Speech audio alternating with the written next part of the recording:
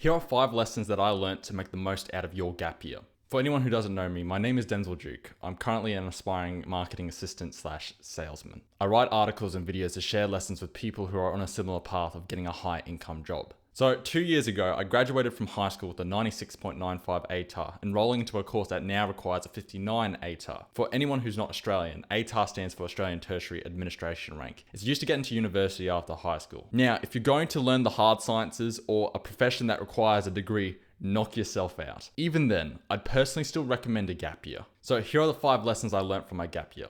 Learn to develop a work ethic, work multiple jobs, learning and experience above everything else, save as much as humanly possible, and you must make an effort to see your friends now. Number 1, learn to develop a work ethic. Do not do what most people do with their gap years, cruise and lounge around. This can happen if we don't know what we want to do with our lives, and that's okay. While we think about our life's mission, let's first get a job with more hours. Now that you don't have to go to school for 6 hours a day, 5 days a week, you've freed yourself for future employers. And that's what I did. Not full time, but around 30 hours a week to fill the void school filled up before. If you're watching this, you probably want to be an entrepreneur or someone who makes a lot of money. Don't think you're better by not working at a job. Because I did, and it hurt my growth in 3 ways.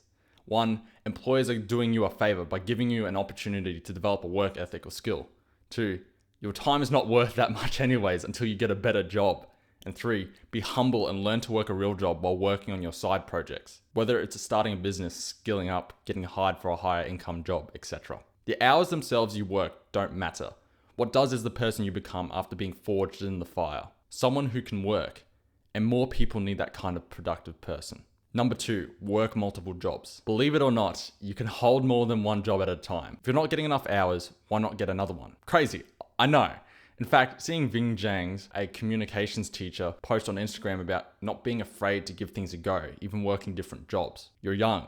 You're not going to know your first job is your dream job, or there's another job you never thought of that you actually love. That's the whole point of the gap year. My number 1 tip with navigating multiple jobs is be fully transparent to your employer that you have hours at another job and you won't be available then. If you're a great employee, they'll understand.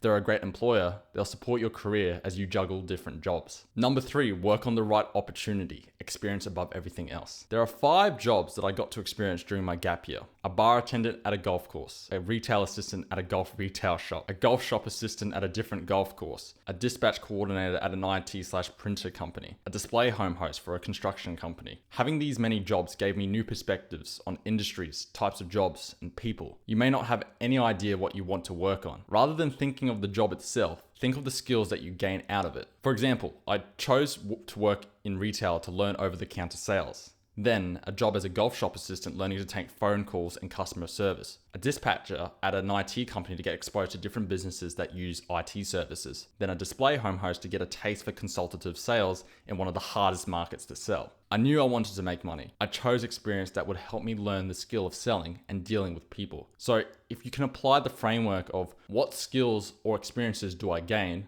rather than how much money will I make, you will get more out of the jobs you choose to work. Number 4, save as much as humanly possible. If you can still live with your parents, great.